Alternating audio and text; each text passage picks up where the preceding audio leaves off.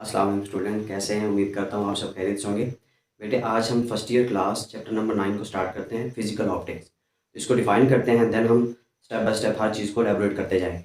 चलिए स्टार्ट करते हैं। सबसे पहले है बेटे हमारे पास फिजिकल ऑप्टिक्स। ऑप्टिक्स कहते हैं स्टडी ऑफ लाइट को। ऑप्टिक्स से मुराद है स्टडी ऑफ लाइट। और फिजिकल ऑप्टिक्स क्या होगा?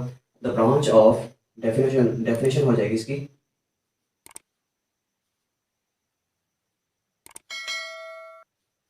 Branch of physics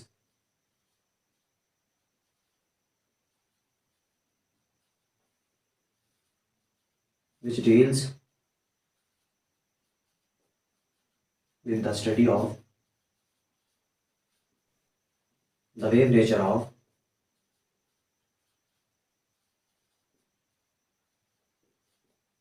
light and its different phenomena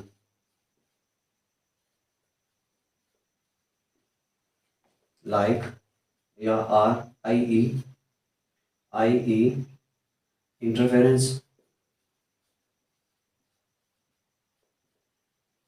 diffraction and polarization etc। ये बेटे कहलाता है physical optics. Physical optics physics की वो ब्रांच है जिसमें हम क्या करेंगे, लाइट की वेव नेचर के बारे में पढ़ेंगे और इस वेव नेचर के साथ एसोसिएट जितने भी फिनोमिनास हैं हमारे पास, इंटरफेरेंस हो, डायफ्रैक्शन हो या फिर पोलराइजेशन हो, इस चैप्टर में हम इनके साथ डील करेंगे, इनको पढ़ेंगे। तो सबसे पहले बेटा फिर हम, क्योंकि लाइट को पढ़ रहे हैं तो लाइट को डिफाइन कर लेते हैं कि लाइट है क्या। लाइट को डिफाइन कर लेते हैं। इसको डिफाइन करने से पहले हम थोड़ा सा समझ लेते हैं डेफिनेशन को। लेंगे एक रूम है और रूम के अंदर एक टेबल के ऊपर बुक पड़ी हुई है और रात का टाइम है, लाइट भी नहीं है अंदर। आप क्या करोगे, जब आप अंदर जाते हो बुक उठाने तो आपको कुछ भी नज़र नहीं आएगा। आप क्या करते हो, फिर टॉर्च लेके जाते हो साथ में। अब उस टॉर्च को आप क्या करोगे, ऑन करोगे। जब उस टॉर्च को ऑन करोगे तो क्या होगा कि आप टॉर्च से निकलने वाली रोशनी की मदद से आप देख सकोगे कि बुक कहाँ पर पड़ी हुई है। देन आप उस बुक को उठा लोगे। इसका मतलब है कि फिर लाइट का हमने इस्तेमाल किया। तो लाइट का इस्तेमाल किया तो लाइट ने हमें देखने के काबिल बनाया, हमारे लिए बसीरत का एहसास पैदा किया। इसीलिए फिर हम इसको डिफाइन करते हैं। लाइट क्या है? Light is the type of energy, the form of energy, the form of energy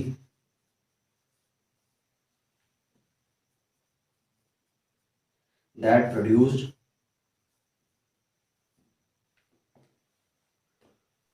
that produced the sensation of vision। Light क्या है बेटा?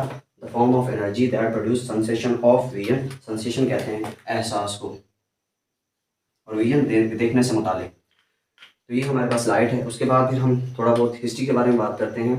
अगर हिस्ट्री के बारे में बात करें तो हमारे पास दो साइंटिस्ट हैं, उनको डिस्कस करते हैं। एक है हमारे पास Isaac Newton, sir Isaac Newton.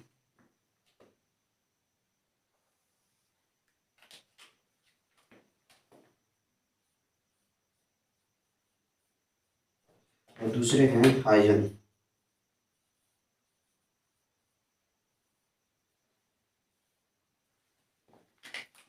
Newton ने क्या कहा था? न्यूटन ने कहा था कि जो लाइट है ये छोटे छोटे पार्टिकल्स पर मुश्तमिल है। Light consist of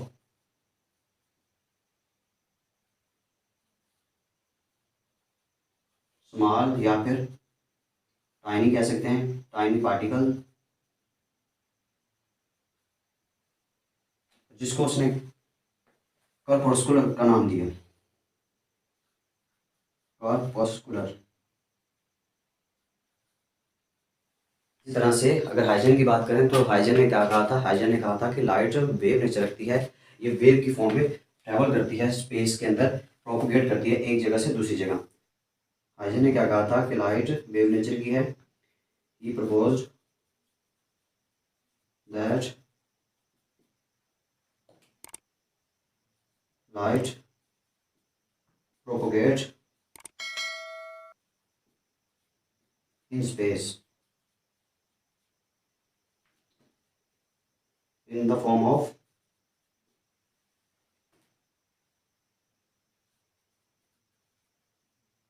wave। उसने क्या कहा था? He proposed that light propagates in space in the form of wave, या फिर कह सकते हैं वेव फ्रंट्स। उसने कहा था कि वेव फ्रंट्स की फॉर्म में लाइट ट्रैवल करेगी, प्रोपोगेट करेगी स्पेस के अंदर, उस पॉइंट से जहाँ से वो इमिट हो रही है, प्रोड्यूस हो रही है, दूसरे पॉइंट तक। इसी तरह से अब हम फिर वेव फ्रंट की बात कर लेते हैं, क्योंकि हाइजन ने कहा था कि वेव जो है एक जगह से दूसरी जगह स्पेस में वेव फ्रंट की फॉर्म में ट्रैवल करती है, प्रोपोगेट करती है। तो हम देख लेते हैं वेव फ्रंट को। वेव फ्रंट क्या होते हैं? हेडिंग देंगे वेव फ्रंट की।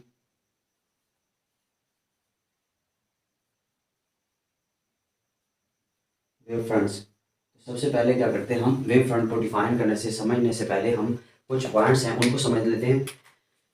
हमारे पास ये एक वेव है, मान लें ये हमारे पास एक वेव है जो कि प्रोपोगेट कर रही है, ट्रैवल कर रही है, मूव कर रही है। अब इस पर मैं कह देता हूँ कि ये ए पॉइंट है और ये वाला पॉइंट जो है ना बी पॉइंट है एक्सट्रीम, ये देन मीन, सी हो जाएगा then extreme, A B C, D हो जाएगा, ये ई हो जाएगा, ये वाला पॉइंट देन एक्सट्रीम एफ हो जाएगा, ये जी हो जाएगा एंड देन ये एक्सट्रीम एच हो जाएगा और ये हमारे पास आई हो जाएगा। तो ये हमारे पास कुछ पॉइंट्स हैं, mean extreme, A B C D E F G H. अब इसमें देखें बेटे, हम in phase and out of phase को डिस्कस करते हैं, उनको समझते हैं। इन फेज की बात करें तो इन फेज के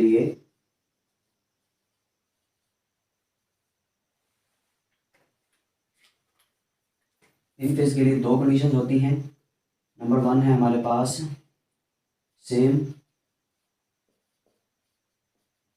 पोजीशन और नंबर टू है हमारे पास सेम डायरेक्शन। तो वो तमाम पॉइंट्स जिनकी पोजीशन सेम हो और जिनकी डायरेक्शन सेम हो, तो वो तमाम पॉइंट्स एक दूसरे के साथ इन फेज होते हैं।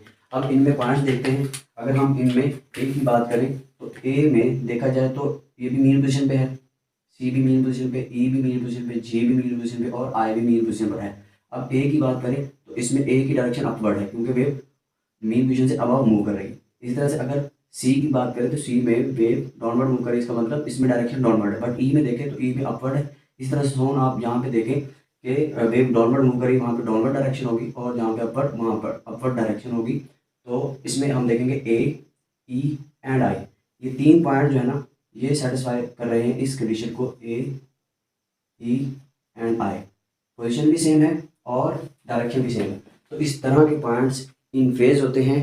जितने भी पॉइंट्स होंगे वेव पर वो तमाम के तमाम इन फेज होंगे और आउट ऑफ फेज में सेम पोजीशन और अपोजिट डायरेक्शन होनी चाहिए। हमें इन फेज का पता होना चाहिए। इन फेज में तमाम पॉइंट्स दो कंडीशन को सेटिस्फाई कर रहे होंगे, तो वो तमाम पॉइंट्स इन फेज होंगे, सेम पोजीशन और सेम डायरेक्शन। अब हाइकर ने कहा था कि लाइट वेव की फॉर्म में ट्रैवल करती है एक जगह से दूसरी जगह, तो वो वेव फ्रंट की फॉर्म में ट्रैवल करेगी एक जगह से दूसरी जगह जहाँ से वो प्रोड्यूस हो रही है।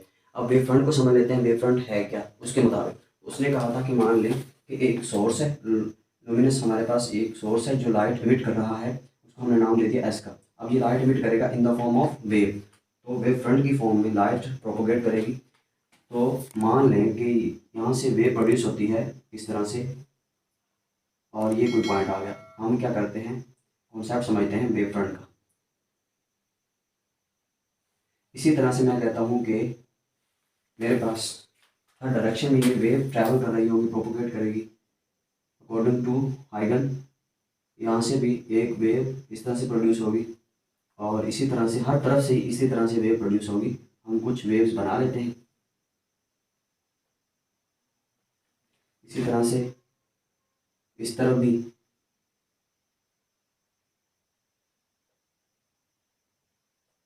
और सिमिलरली इस जगह पर भी, और इसी तरह से ये रिमेनिंग पार्ट जो है सभी जगह पर वेव इस तरह से प्रोपोगेट कर रही होगी। अब एक चीज़ आप देखिएगा कि ये वाला जो पॉइंट है हमारे पास सभी वेव में, ये वाला जो पॉइंट है इसमें यहाँ पे देखें तो हर तरफ मैंने इस तरह से वेव बनाई है कि जो हमारे पास वेव है वो अपवर्ड ट्रैवल कर रही है, अपवर्ड। इसका मतलब है बिल्कुल सिमिलर ये वाला केस होगा, मान लीजिए ये वाला हमारे पास, ये वाला कि वेव अपवर्ड ट्रैवल कर रही है, इस पॉइंट पे भी, इस पॉइंट पे भी, इस पॉइंट पे भी, इस पॉइंट पे भी, इस पॉइंट पे भी, और तमाम पॉइंट्स पर। तो ये कंप्लीट वेव, और उसके बाद तमाम पॉइंट्स अपवर्ड ट्रैवल कर रहे हैं, अपवर्ड प्रोपोगेट कर रहे हैं इस तरह से। अब ये तमाम पॉइंट्स इस इन दो कंडीशन को सेटिस्फाई कर रहे हैं, सेम पोजीशन भी है और सेम डायरेक्शन भी है। पोजीशन भी सेम है कि सभी क्या कर रहे हैं, मीन पोजीशन पर पहुंच चुके हैं। सिमिलरली इस तरह से आप कंसीडर कर लें कि ये एक वेव है और ये पॉइंट, एक वेव ने क्या किया, एक वेवलेंथ जितना डिस्प्लेसमेंट कवर किया और ये मीन पोजीशन पर पहुंच गई। और इस तरह से फिर ये तमाम पॉइंट जो है हमारे पास A B C D E F जितने भी कंसीडर कर लें आप इसके अकॉर्डिंग, तो ये क्या कर रहे हैं, अपवर्ड मूव कर रहे हैं, अपवर्ड इनकी डायरेक्शन है। तो दोनों को क्या कर रही है, ये दोनों कंडीशन को सेटिस्फाई कर रहे हैं, इन फेज है। तो इस सरफेस को जहाँ पे ये तमाम पॉइंट्स एक दूसरे के लिहाज से इन फेज भी है, इन फेज है, एक दूसरे के लिहाज से इन फेज हैं, सेम इस कंडीशन को सेटिस्फाई कर रहे हैं, तो इस सरफेस को हम नाम देंगे किस चीज़ का, वेव फ्रंट का। इस सरफेस को हम नाम देंगे वेव फ्रंट का। तो यहाँ से हम डिफाइन कर सकते हैं कि क्या है ये, the surface on which all the points of wave have same phase of vibration, same phase of vibration. Define कर लेते हैं इसको।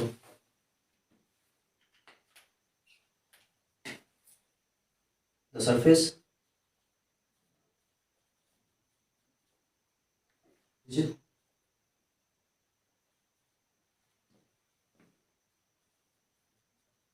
all the points have same phase of vibration is called wave front।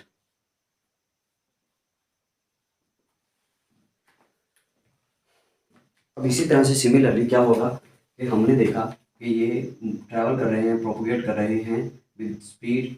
अब जिस speed के साथ ये move कर रहे हैं हम मान लें कि वो स्पीड है सी स्पीड के साथ ये मूव कर रहे हैं, और आफ्टर टाइम टी तो हम देखेंगे ये कितना डिस्टेंस कवर कर पाते हैं। हमारे पास फार्मूला होता है S is equal to v t. तो उस फार्मूले से हम देखेंगे कि अगर इससे इमिट होने वाली वेव स्पीड सी से मूव कर रही हो और आफ्टर टाइम टी कितना डिस्टेंस वो कवर कर पाती है, तो हमें पता है S is equal to v t. इसी तरह से हम क्या करेंगे, सी टी, ये हमारे पास S, और S की जगह यहाँ पे हम एक वेव ले रहे हैं तो ये हमारे पास क्या आ जाएगी, वेवलेंथ आ जाएगी। तो हम कह सकते हैं wavelength is equal to c t, और ये जो पोर्शन होगा इसको हम कहेंगे सी टी है, या फिर हम कहेंगे ये क्या है, हमारे पास एक कंप्लीट वेवलेंथ, वेवलेंथ जितना डिस्प्लेसमेंट उसने कवर किया स्पीड सी के साथ मूव करते हुए इन टाइम टी। इसी तरह से फिर है हमारे पास नेक्स्ट हमारे पास वेव फ्रंट बनेगा। सिमिलरली स्पीड सी के साथ मूव कर रही होगी आफ्टर टाइम टी, फिर वो क्या करेगी, वेवलेंथ जितना फासला तय करेगी और इस पॉइंट तक पहुंच जाएगी वेव। सिमिलरली ये वेव जहाँ से ये अपवर्ड मूव कर रही थी देखें, और ये क्या करेगी इसी तरह से फिर ये यहाँ पे पहुंच जाएगी। इसी तरह से सिमिलरली ये वाली वेव जो है ना अपवर्ड मूव करी और ये इस तरह से एक वेव कंप्लीट करेगी। देन इन सभी का फेज़ क्या होगा बेटे, सभी का फेज़ सेम होगा। अब इसी तरह से हम कह सकते हैं कि अगेन क्या है, ये इसी तरह से अगेन वेव फ्रंट बनेगा और देन अगेन वेव फ्रंट बनेगा, और इस तरह से क्या करती जाएगी, ये मूव करती जाएगी। अब सब वेव फ्रंट्स का जो सेंटर है, जो सोर्स है वो ये है हमारे पास S। तो हम कह सकते हैं ये सेंटर है तो ये इसका रेडियस भी हो जाएगा जिसको हम कह रहे हैं वेवलेंथ। अब जैसे जैसे ये वेव फ्रंट मूव करते जाएंगे अवे फ्रॉम द सोर्स, तो इनका रेडियस, हर एक का रेडियस, क्योंकि इसका रेडियस अगर ये हमारे पास, इसका रेडियस हमारे पास ये हो जाएगा जो कि लैम्डा टू लैम्डा हो जाएगा। इसी तरह से कह सकते हैं एक तरह से। तो इसी तरह से फिर थर्ड वेव फ्रंट का, और इसी तरह से हमारे पास फोर्थ वेव फ्रंट का, और इस तरह से क्या होता जाएगा, ये वेव फ्रंट क्या करते जाएंगे, फैलते जाएंगे और इनके रेडियस बढ़ते जाएंगे, लार्जर रेडियाई के ये वेव फ्रंट बनते जाएंगे हमारे पास। तो हम उसके बाद फिर क्या करते हैं, टाइप्स ऑफ वेव फ्रंट को डिस्कस करते हैं।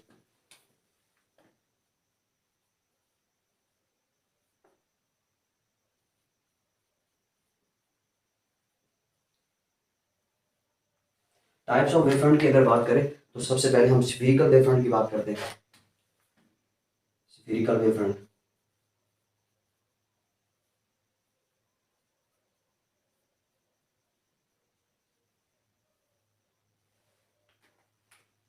डिफाइन कर लेते हैं। In case of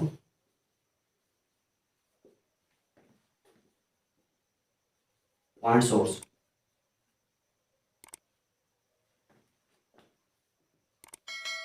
light propagate in all direction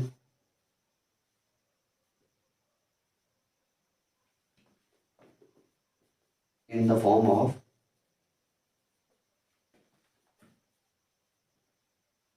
spherical wave front।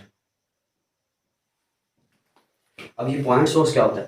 Point source बच्चे एक ऐसा पॉइंट जिसके डायमेंशन निग्लिजिबल हो, तो a point with negligible dimension called point source, तो इसको हम पॉइंट सोर्स कहेंगे। अब इससे इमिट होने वाली जो लाइट होगी वो वेव फ्रंट की फॉर्म में ट्रैवल करेगी, प्रोपोगेट करेगी, और वो जो वेव फ्रंट होंगे वो स्फीरिकल शेप के होंगे। स्फीरिकल मीन के 3D होंगे हमारे पास। इसी तरह से फिर हम सिलेंड्रिकल वेव फ्रंट्स की बात कर लेते हैं, देन हम प्लेन वेव फ्रंट, और ये हमारी टाइप्स एंड हो जाएंगी। हमारे पास नेक्स्ट वन है cylindrical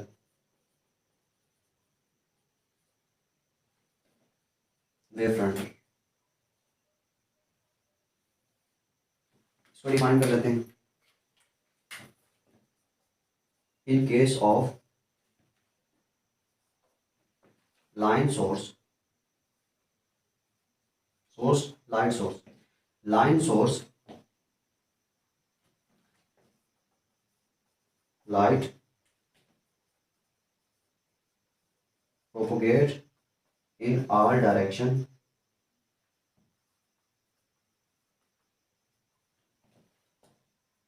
in the form of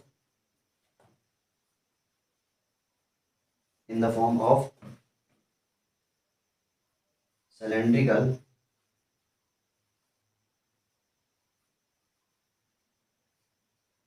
wave fronts। Line source की बात कर रहा है तो इसको देख लेते हैं। लाइन सोर्स मान लें कि हमारे पास एक पिक्चर ट्यूब है या एक ट्यूब लाइट है इस तरह की लेंथ थी, जिसकी लेंथ मान लें कि स्मॉल एल है। अब इतनी लेंथ की हमारे पास एक ट्यूब लाइट है।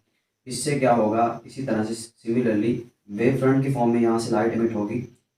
हमारे पास इस तरह से लाइट हर तरफ इमिट होगी, हर तरफ इमिट होगी, और इसी तरह से क्योंकि हर डायरेक्शन में इसने इमिट होना है तो मान लें कि इस तरह से हमारे पास ये सिलेंड्रिकल बनाएगी। हर डायरेक्शन में इसने इमिट होना है तो इसका मतलब है कि ये फिर इस तरह का एक जो शेप बनेगी हमारे पास वेव फ्रंट की वो क्या होगी, सिलेंड्रिकल होगी। तो सिलेंड्रिकल फॉर्म में वेव फ्रंट ट्रैवल करेंगे, प्रोपोगेट करेंगे इन आर डायरेक्शन, जब हमारे पास सोर्स क्या होगा, लाइन। इसी तरह से हमारे पास लास्ट वन है प्लेन वेव फ्रंट, तो इसको कर देते हैं रेज।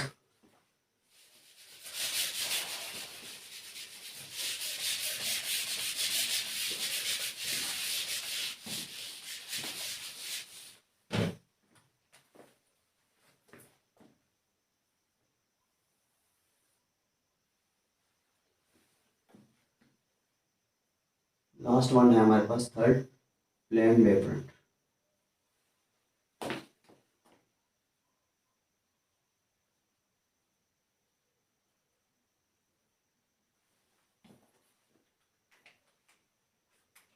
अब अगर प्लेन वेव फ्रंट की बात करें तो प्लेन वेव फ्रंट को डिफाइन करने से पहले हम समझ लेते हैं। मान लीजिए हमारे पास एक पॉइंट सोर्स है, पॉइंट सोर्स से लाइट इमिट हो रही है। अभी हमने पढ़ा पॉइंट सोर्स से जो लाइट इमिट होगी वो स्फीरिकल वेव फ्रंट की फॉर्म में इमिट होगी, प्रोपोगेट करेगी। और इसी तरह से हमने देखा कि इनका जो रेडियस है वो बढ़ रहा होता है जैसे जैसे हमारे पास फर्स्ट से सेकंड वेव फ्रंट और सेकंड से third wave front and then third से फोर्थ एंड सो ऑन ये चलता जाएगा, तो इनका रेडियस क्या होता जाएगा, बढ़ता जाएगा। इसी तरह से फिर क्या है, मान लें कि ये सन है, सन से लाइट आ रही है, और ये हमारी अर्थ है, ये हमारी अर्थ है, सन से लाइट आ रही है। अब सिमिलरली क्या है, सन को अगर देखें, सन पॉइंट सोर्स नहीं है, बट अगर हम अर्थ पर रहते हुए इसको कंसिडर करें तो हम इसको पॉइंट सोर्स कह सकते हैं। क्यों? क्योंकि एक सोर्स है, मान लें ये हमारे पास, और कोई पर्सन इसके करीब खड़ा हुआ है।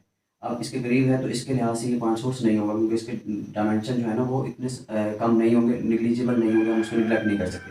बट क्या है कि यही पर्सन इससे दूर होता जाए, जब ये पर्सन इससे दूर होगा, मान लें कि ये बहुत दूर चला जाता है, तो यही जो हमारे पास ये पॉइंट था, यही इसके लिए एक ऐसा पॉइंट इसको ये कंसिडर कर सकता है कि इसके डायमेंशन इसके लिए क्या होंगे, निग्लिजिबल होंगे। इसी तरह से ये हमारे पास आता है, हम इसी तरह से ये हमारी अर्थ है। अगर हम यहाँ पे रहते हुए सूरज को पॉइंट सोर्स कंसिडर करें तो इसी तरह से जब इसमें से जो लाइट आ रही है तो वो हम तक आते हुए क्या हो जाएगी, बहुत बड़े बड़े वेव फ्रंट बनेंगे स्फेरिकल, जिनका रेडियस बहुत ज़्यादा होगा, लार्ज रेडियस वाले स्फेरिकल वेव फ्रंट होंगे।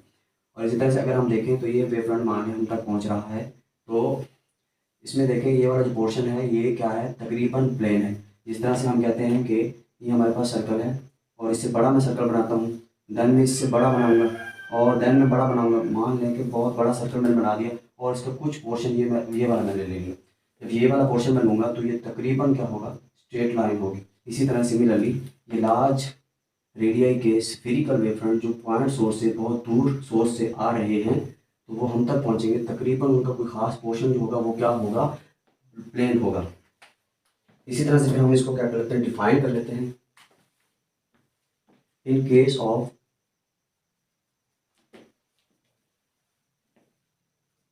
वेरी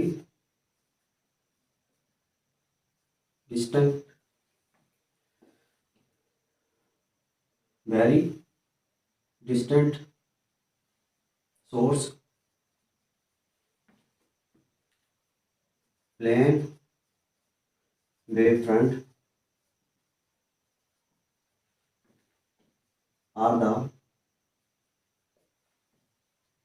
सर्टन, या फिर पर्टिकुलर कह सकते हैं, certain part of spherical wave front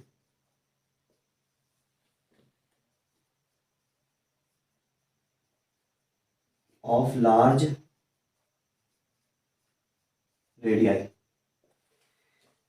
plane wave front क्या होंगे बेटे, प्लेन वेव फ्रंट हमारे पास बहुत दूर पड़े हुए लाइट सोर्स से आने वाले लार्ज रेडियाई के स्फेरिकल वेव फ्रंट का कुछ स्पेसिफिक पोर्शन होगा। इस तरह से मैंने कहा कि ये हम तक जब पहुंचेंगे, सूरज से जो वेव फ्रंट्स आ रहे हैं, लाइट आ रही है इन the form of wave front, और जब हम तक पहुंचेंगे तो वो बहुत बड़े रेडियाई वाले स्फेरिकल वेव फ्रंट होंगे और हमारी अर्थ तक उसका एक स्पेसिफिक पोर्शन ले तो वो तकरीबन क्या बनता है, प्लेन वेव फ्रंट बनता है। इसी तरह से फिर हम कहते हैं कि जिस तरह से आपकी बुक में इस तरह से बनी हुई है फिगर कि जिस तरह से ये दूर होते जाएंगे तो इनका जो रेडियस है वो बढ़ता जाएगा और इसका जो सर्टन पोर्शन है वो भी क्या होता जाएगा, बढ़ता जाएगा इस तरह से। और इसको कंसिडर कर लें तो यहाँ पे थोड़ा सा बढ़ जाएगा और इस तरह से इसको कंसिडर कर लें तो ये भी बढ़ जाएगा। इस तरह से यहाँ पे कंसिडर कर लें तो ये जो हमारे पास प्लेन वेव फ्रंट है इनका जो साइज है ये बढ़ता जाएगा।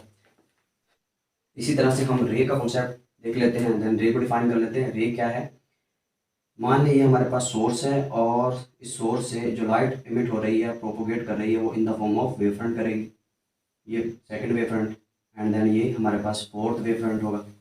अब इन पर एक नॉर्मल लाइन ड्रा करेंगे, परपेंडिकुलर लाइन ड्रा करेंगे जो कि इन वेव फ्रंट्स की प्रोपोगेशन की डायरेक्शन को शो करेगी। तो इस परपेंडिकुलर या फिर नॉर्मल लाइन को हम रे का नाम देंगे, जो क्या कर रही है, इन वेव फ्रंट की प्रोपोगेशन की डायरेक्शन को रिप्रेजेंट कर रही है, डिस्क्राइब कर रही है। देन हम रे को डिफाइन कर लेते हैं।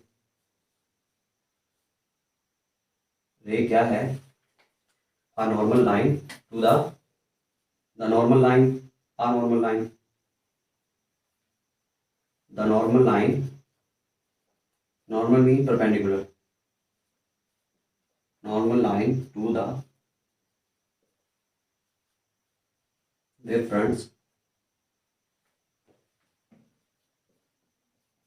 क्या करती है, वो वेव फ्रंट्स या वेव की प्रोपोगेट करने की डायरेक्शन को शो करती है, विच shows the direction of propagation of wave। ये हमारे पास हो गई रे।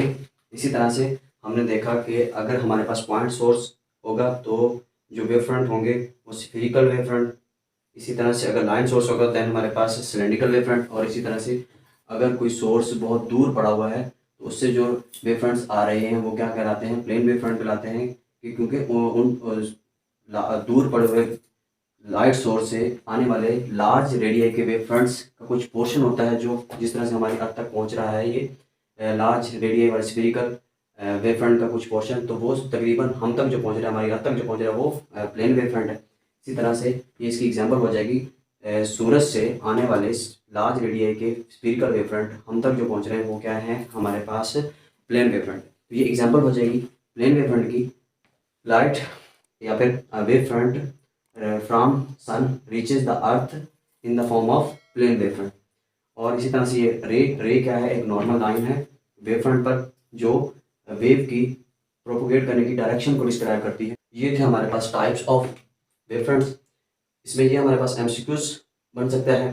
पॉइंट सोर्स के केस में हमारे पास जो वेव फ्रंट होते हैं वो स्फीरिकल, इस तरह से रे की डेफिनेशन, और इससे भी एमसीक्यूज बन सकता है कि रे क्या करती है, ये वेव की प्रोपोगेट करने की डायरेक्शन को डिस्क्राइब करती है जी। तो आज हमने फिजिकल ऑप्टिक्स चैप्टर नंबर 9 को स्टार्ट किया। उसमें फिजिकल ऑप्टिक्स, थोड़ी बहुत हिस्ट्री के बारे में बात की, वेव फ्रंट के बारे में पढ़ा, क्योंकि इस चैप्टर में हमने लाइट को एज ए वेव लेके चलना है। और हाइगन ने कहा था कि लाइट वेव फ्रंट की फॉर्म में ट्रैवल करती है स्पेस के अंदर, एक जगह से दूसरी जगह। तो आज तक के लिए इतना ही। नेक्स्ट वीडियो में हम इंशाल्लाह हाइगन प्रिंसिपल को स्टडी करेंगे एंड देन सो ऑन। तब तक अपना बहुत सारा ख्याल रखिएगा। अल्लाह हाफ़िज़।